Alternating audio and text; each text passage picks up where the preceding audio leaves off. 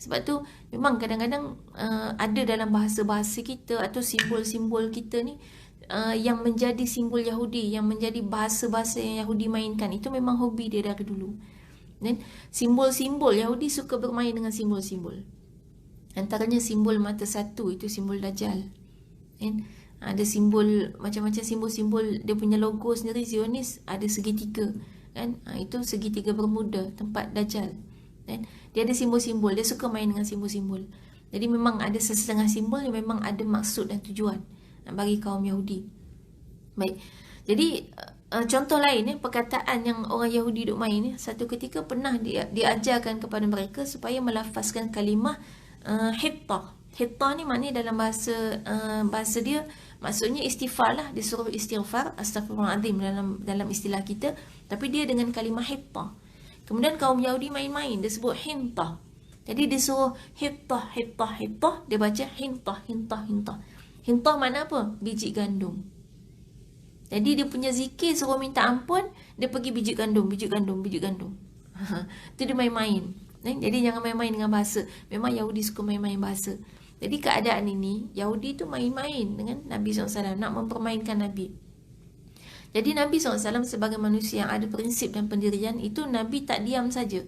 Sebab Nabi tahu Yahudi ni memang nak mempermainkan. Maka Nabi jawab, tetapi dengan tetap menjaga kata-katanya supaya tak sama-sama dikeluarkan kata-kata yang tak elok. Jadi kaedahnya Nabi jawab wa'alaikum. Dan tadi kan kamu kata celaka atas aku, sekarang aku jawab kamu pun sama. Itu jawapan dia. Jadi kalau ada orang mempermainkan mengutuk seranah kita, kita boleh jawab sepatah saja, kamu pun sama juga. Itu kaedah yang berlaku dalam hadis ni. Cuma nanti kita nak tengok dengan lebih detail bagaimana yang dikatakan sebagai memilih kata-kata yang paling tepat dengan suasana untuk menjadikan kata-kata kita ini sentiasa merupakan kata-kata yang baik. Baik. Muka surat 199. Tajuk menghadapi pujian dan celaan manusia. Yang yang tak ada buku tu kat tengah tu ada kan? Tu boleh siapa-siapa ambil kan? Ambil untuk tengok. Bukan ambil terus masuk bawa balik dah. Buku memang letak kat surau. Baik. Menghadapi pujian dan celaan manusia ini kaedah teknikal. Kita tak boleh lari daripada pujian dan celaan manusia sepanjang hidup kita. Ada ketika manusia puji kita, ada ketika manusia mencela kita. Itu kita tak boleh lari. Maka kaedahnya bagaimana kita nak berdepan ataupun menghadapi celaan dan juga pujian manusia. Ini Islam ajarkan kaedahnya. Baik, dalam menghadapi pujian dan celaan, manusia boleh dibahagikan kepada 4 jenis. Ini muka surat 199 ni, ada 4 jenis manusia dalam menghadapi setiap celaan dan pujian manusia.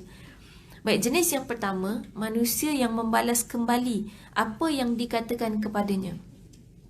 Jika baik yang dikatakan, maka baiklah dibalasnya. Jika buruk, maka buruk jugalah balasannya. Ni 4 jenis ni boleh checklist kita yang mana. Check tengok. Tak payah bagi tahu tak apa. Rahsia peribadi. Tapi boleh check. Kita ni jenis ni tak? Nombor 1, kita balas. Kalau orang cakap, orang buat baik kat kita, orang cakap elok-elok kat kita, kita pun cakap elok-elok balik kat dia. Kita pun balas balik kat dia. Balas baik kat dia. Kalau dia cakap kasar-kasar dengan kita, kita pun kasar balik kat dia. Kalau dia sakit ke hati kita, kita pun sakit ke hati dia balik. Ini jenis yang pertama. Ini majoriti manusia. Baik, jenis yang kedua, manusia yang tidak akan bertindak balas dengan sebarang perkataan baik atau buruk yang dilemparkan ke atasnya. Sekadar menerima semuanya, lalu menyimpan kata-kata itu dan mendiamkan diri.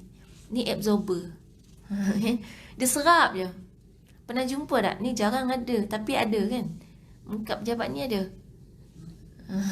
Mungkin depan ni saya pun tak tahulah. Depan ni macam mana, kita tak pernah bersembang. Tapi mungkin ada di kalangan kawan-kawan kita yang jenis orang cakap lah apa pun kat dia, dia tu macam tak ada perasaan.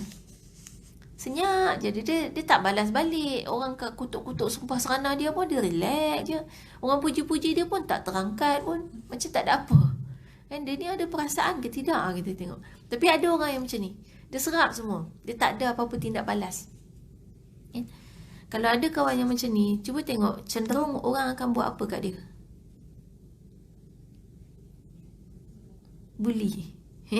Orang akan buat sesuka hati kan, orang tak hormat. Tapi ada manusia macam ni. Kemudian jenis yang ketiga, manusia yang tidak mampu membalas kembali perkataan orang lain kepadanya di hadapan orang itu, tetapi memantulkan tindak balasnya terhadap kata-kata tadi di belakang orang tersebut. Ini ramai. Kita tak boleh nak lepas, nak balas balik depan, terutama bila dia tu bos kita. Kan? Bila dia tu pangkat tinggi pada kita, kita tak boleh nak lepas kot depan, jadi kita diam je kot depan tu, kot belakang kita lepas. Maknanya orang kutuk kita, sumpah serandang kita, kita tak cakap apa-apa dengan dia. Kita ya, okey. Balik rumah tu, suami dengan anak-anak kena. Kan? Ni jenis yang ketiga. Kita masuk dalam golongan ni. Baik, jenis yang keempat. Yang ni pun jarang-jarang.